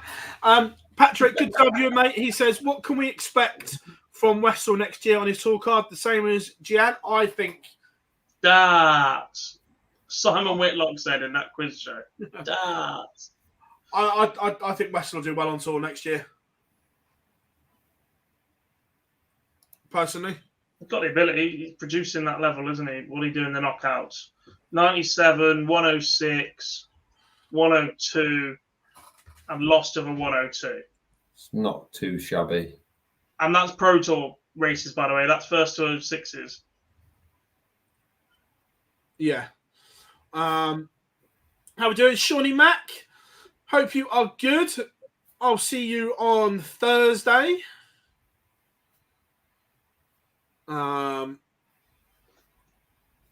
Where else are we? Preston says the PDC gave them the okay. I heard Will say on the stream. Yeah, it was one or the two. It was either they just did it and will take the consequences, or they were given. Are we expecting much from Eddie coming back? No, I think Matt will do well, and what he does on the circuit that he picks to play on. Played 3 times this year and won a trophy twice. And got to a final of another one. There aren't many with that return. Yeah. Yeah. Yeah, no, absolutely. Look, let's throw the chat room open in general. I know you've been sticking questions in there, but let's just open it up all together. Get any questions you want in. We'll try and answer them. This is the fun 25 minutes of the show where we just say stupid things and put 50p in Gob and let him go.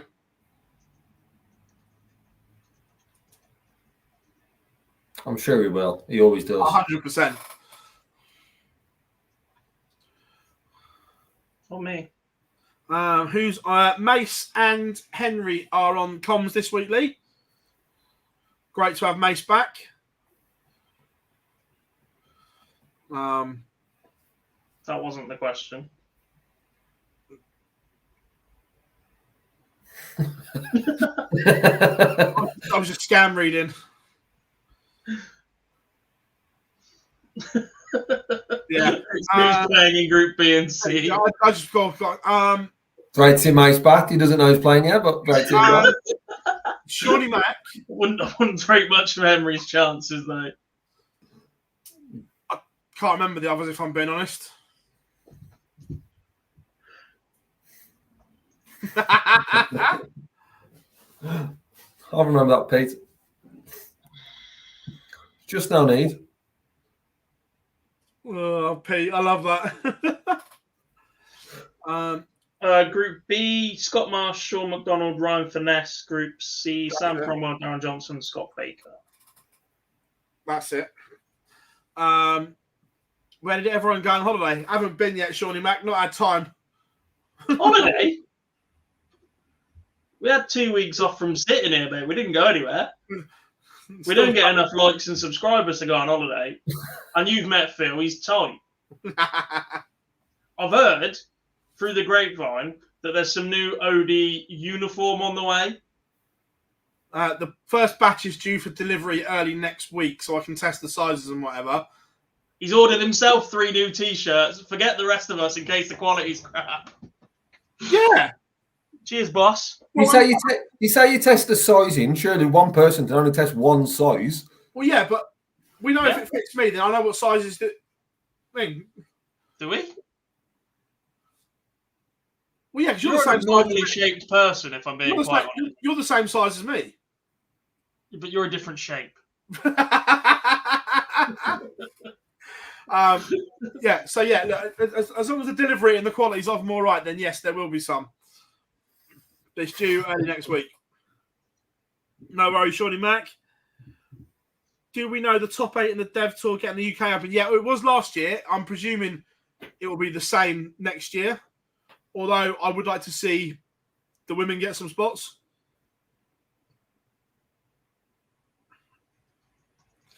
The pictures of Andy Smith, the Pie Man, last week looked incredible. Yes. Yeah, absolutely, Lee. Looked absolutely fantastic. That was good. With both Luke Littler and Jean Van Veen making the World Youth Final and another ready qualifier for World Championships, will the PDC give another spot to the Dev Tour Order of Merit or the PDPA qualifier?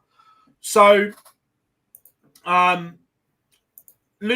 Luke's place is through the Dev Tour Order of Merit.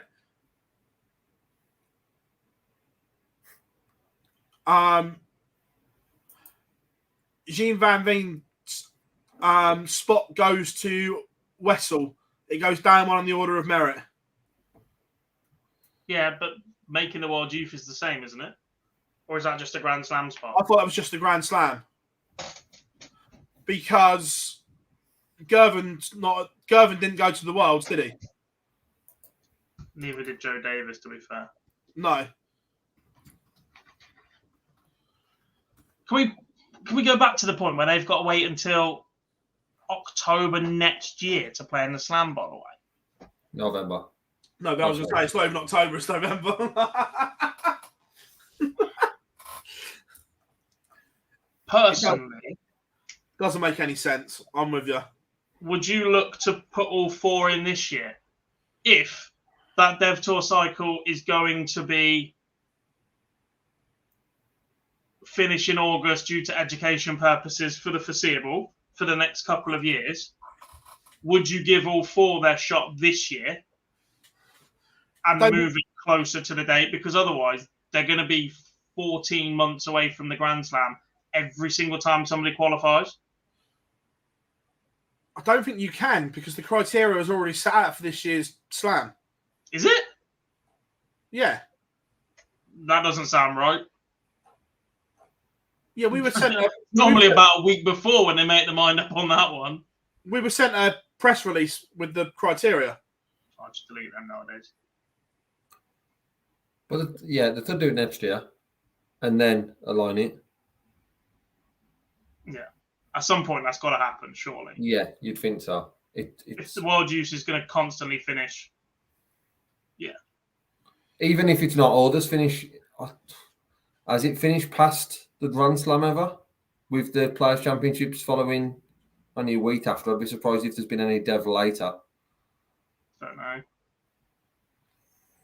Even if it finishes October, surely that's still fine. Still a long way away, though, isn't it? Yeah, you shouldn't have to wait that long. No. Well, yeah, because you could be in completely different form to what's qualified you for it by then. Well, we've seen that before, haven't we? Yeah. Well, Joe Davis got tennis elbow, didn't he? And could hardly play. Could hardly throw a dart. And he openly admitted he just went to Wolverhampton to pick his $5,000 up. I'd have done the same. 100%. Yeah. He went there knowing he couldn't win a game. I might do that in Manchester in a few weeks' time.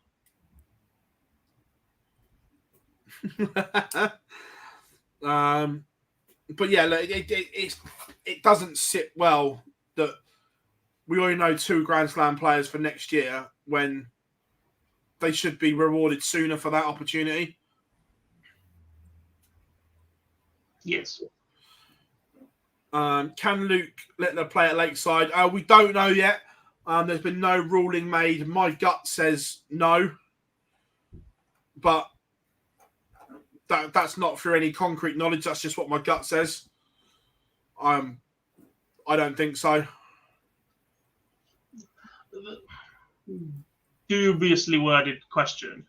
He's always going to be able to play at Lakeside. It's what opportunities does it cost him if he does? He has qualified for Lakeside in his own right for this year's World Championship. If that goes ahead, he has the choice to play there if and only if the PDC restrict players from playing in both. Oh, yeah, he has the choice, but Yes. he could. But if the choice is on the table, Ali Pally or Lakeside, I think I know which one he picks. We did this about an hour and a half ago. Moving on. Yeah, I know, but I'm just saying, I think I know which one he picks anyway. Will Peter Wright make the Players' Championship finals in Minehead? I think he's a mile off, but he's already said he's going to play in everything now, isn't he? Yeah, but he's also told us 12 times in his career he's not changing darts ever again. Stupid. That one was just for... Who asked for that? Peter Wright is, at the moment, 134th, and he's earned $2,000 on the Pro Tour Order of Merit. Solid. But the good thing is, he's only $6,500 off 64, so he could wipe that out in a tournament. Pro Tour, innit? Go and win it. Yeah, he could literally just wipe that out. But yeah, I think he makes it.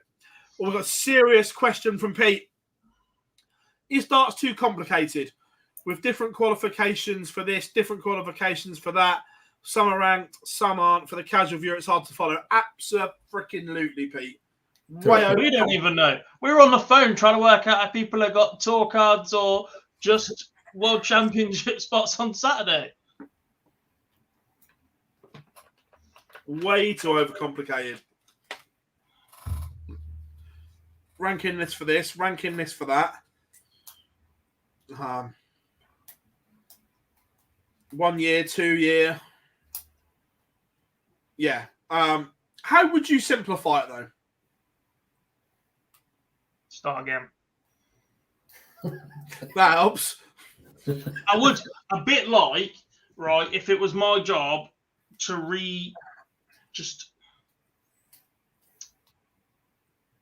where's a good place? Wigan, right? I'd just level the lot and start again. All right, Vincent. He's got the whole Vincent bulldozer out. Yeah. Hi to all our viewers in Wigan as well, by the way. Yes. Yeah, Shorty Mac says, imagine if darts rankings didn't exist. I would be fucked. I mean, there was a time when it didn't exist, and Burton DeWitt used to do it all by hand and then publish it on Twitter. That used to be the only way to get any information. It was, how up to date is this? Yeah. The amount of times in the past, but I was messaging going, when I was living with Kyle, going, what does Kyle need to do this weekend, mate? Because he didn't even know. What darts rankings does is incredible, but it would be even more complicated if darts rankings didn't exist. Yeah, and we're looking for a World Series, which is probably the only thing they've missed off. Which, to be honest, if they're going to miss one thing off, I'm more than happy it's the World Series. Yes. but they have covered everything. I mean, Yeah. I've seen the PDPA spreadsheet that they use for their rankings. It's a mess. You laugh. Barry still does his by hand.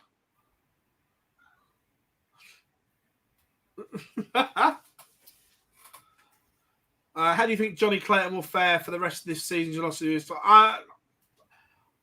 Johnny's a strong character, and these things are never nice. And like we said, all our condolences went to Johnny and his family at that such sad time. But look, Johnny's a tough cookie. I think Johnny will be fine.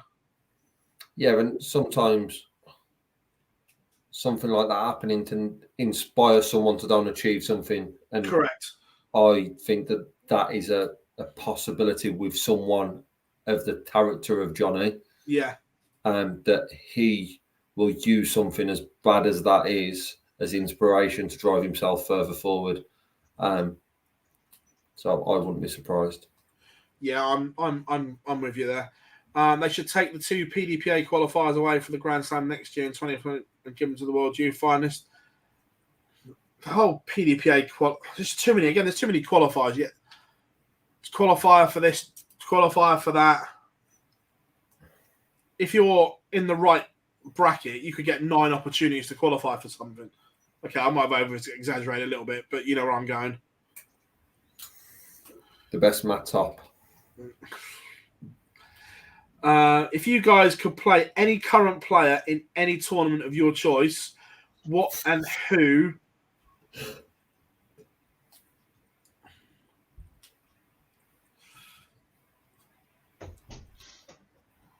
I would... It'd be at the match play. I'd love to play on that Winter Garden stage. If it was at the match play, it'd have to be this year instead of the previous year because it was a lot taller this year. Way taller than all the previous years. I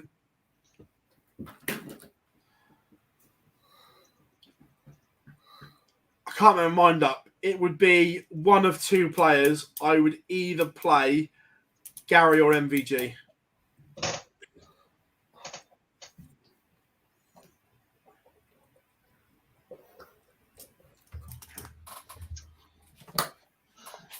Any current player in any tournament of your choice, who and what would it be? Gob's playing James Wade or Mervyn King. Nah. Any current player in any tournament.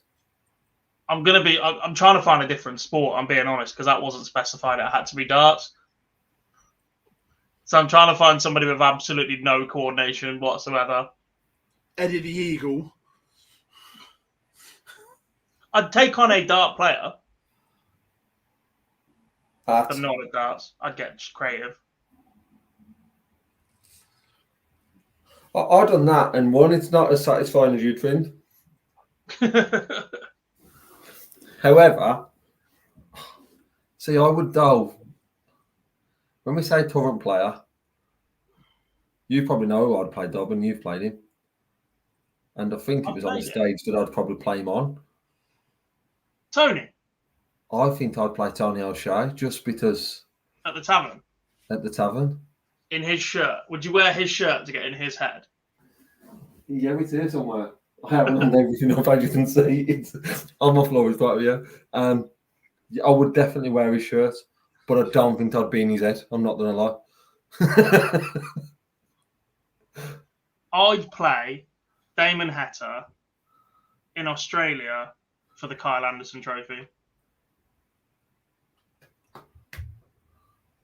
Fair. And on that, what would your wartime be? God knows. I'd do a 10-minute. I'd walk on to the 10-minute 5 mega mix, and I'd listen to the lot before I even throw a dart. 5. What you waiting for? I don't tell you, the old TV man would be cancelling the top of the stairs. He'd be like I did Dimitri in the Premier League. Off. I'd have somebody with a gun stood next to him. And is it Johnny Matt who's telling you one, or do you want it to be tungsten time? Tungsten time. Oh. Ladies and gentlemen, the players are ready. And it's tungsten time. Walk out with that shirt on. Take it off before you play. Obviously, have another shirt on underneath. No, I'm not wearing his. Behave. If that man was clever, he'd give one of us a Tungsten Time t-shirt to wear on the show and go on. By the way, they're available in the foyers at all good Modus events. But he ain't clever like that. He goes, they're 20 quid. But to be honest, though, what he'd probably do is he'd let us probably wear them for, let's say, testing purposes where someone else doesn't. So, you know what I mean? James says, will Barney be at the Grand Slam? I've just closed that.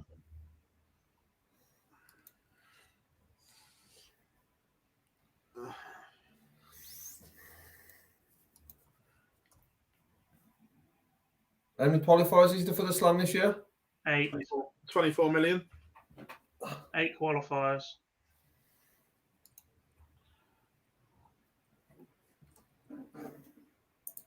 No, I don't think he will.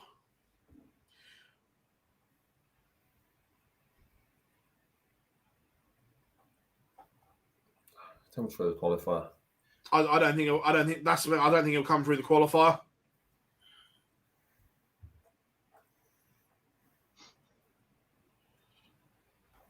It's a no from me. He's in line for the Grand Prix,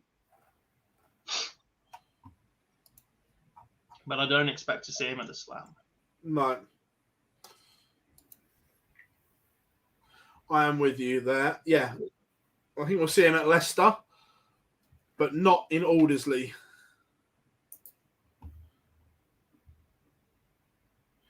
Should we have a look at the tour card race? Who are we fearing for right now?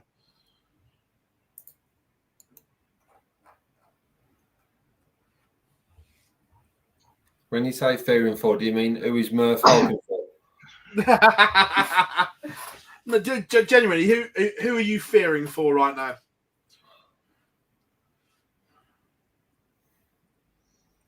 Corey Cadby. No shit, Sherlock. Vladimir Anderson. No shit. Nick Forwell. Anyone in white ranked outside the top 100? Gone. Includes Van Dongen, by the way. Only earned 17.2k. I've been disappointed with Jules. The way he went through Q School and literally blitzed it, I was expecting a little bit more from him. Devon Peterson. Again, no shit. 99th on the tour card race. He's Romeo done. Does he go back? I think he will. Whether he should or not is another matter, but I think he will. Yeah, I think. In current form, does he get it back? No. I think he will go back. But I think a year, how he's currently playing a year off tour with the opportunities that we know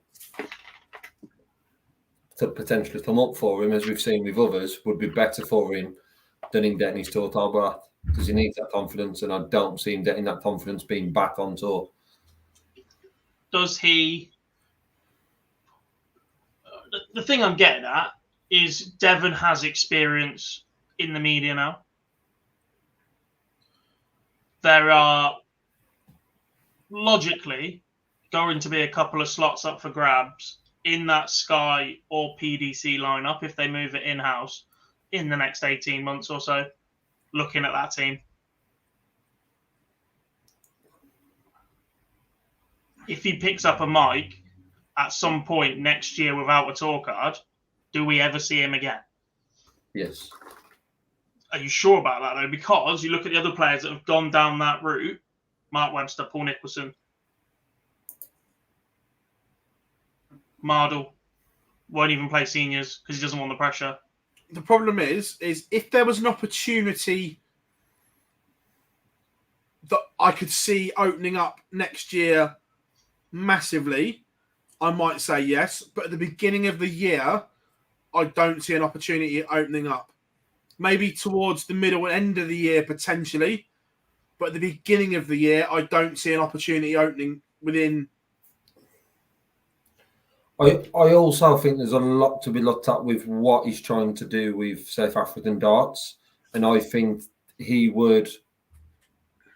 And then, it's my opinion on it, I think he would still want to be active in the playing side of that.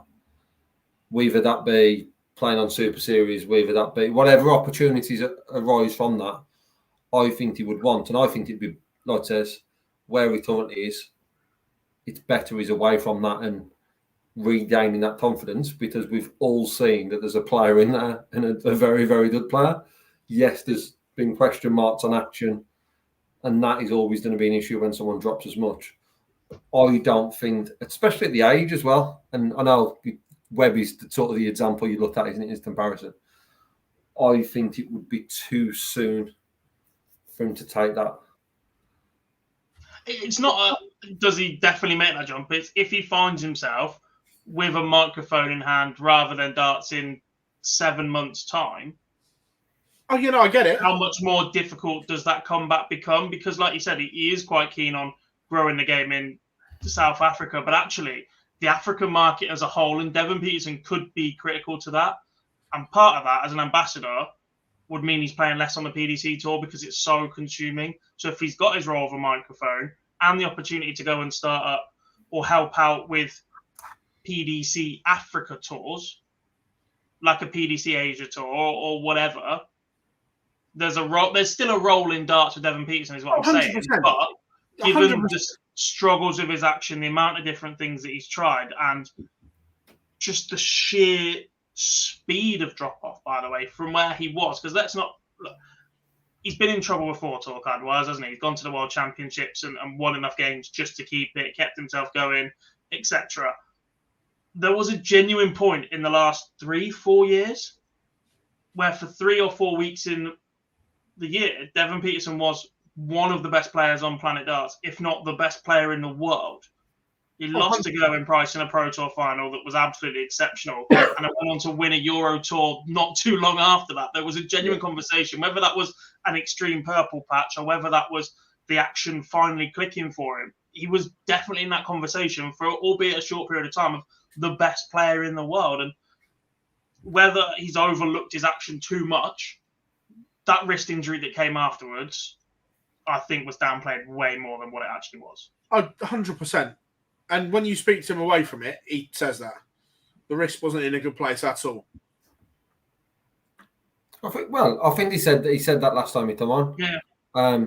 Because the thing is, while you're going through that, you're not going to admit to everyone else it's as bad as what it is, because other players have already won it up. Yeah. I hope, as much as the commentating career is a huge possibility for him, and we've seen him do it, and we've seen him do it well, it would be a shame not to see him away from it. And like I says, him dropping off might not be the worst thing right now, because losing first round in Pro Tours, second round in Pro Tours, can't be doing anything for your confidence, and it's not the place to be trying something new when you are on that downward trajectory. I understand that certain players do, but there are positions slightly different in the world. Someone like Devon, just imagine him playing in the Super Series now. That could help, and I'm not saying because of the quality, but the fact that you've got 15 games, if you're there for the first 3 days, going into then your Thursday, Friday, that could be more of a help to him than what is the Pro Tour at the moment. I like that. Superb. Can I just say, by the way, every single week, without fail, Owen Walters watches the show and says, "Cheers, fellas," about 90 seconds before we're due to end the show. And I love it because that means he's here at the end of every single show. Yeah. He wants to make sure that we don't miss that shout out. And every week we just sort of go, "Oh, there it is." I love it. And I'm so grateful that sort of thing exists. Yeah, absolutely. I saw your smile then, and I was thinking, what's he looking at? And obviously the comments in mine was just, I had something over it and I looked. Yeah. Owen, thank you very much, mate, as always. But not just Owen, thank you very much for all of your continued support. Absolutely appreciate it. plenty coming up as always. The Dozer interview is going to drop tomorrow. So that's a really good listen. And then just plenty of action coming your way.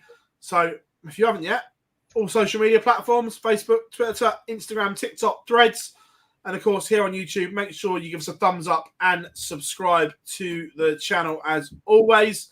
I'm with Phill Bars, Jack Garwood, the returning Lee Boyce, and that is us signing out of this week's Live Lounge 127 and not out. See you next week for 128.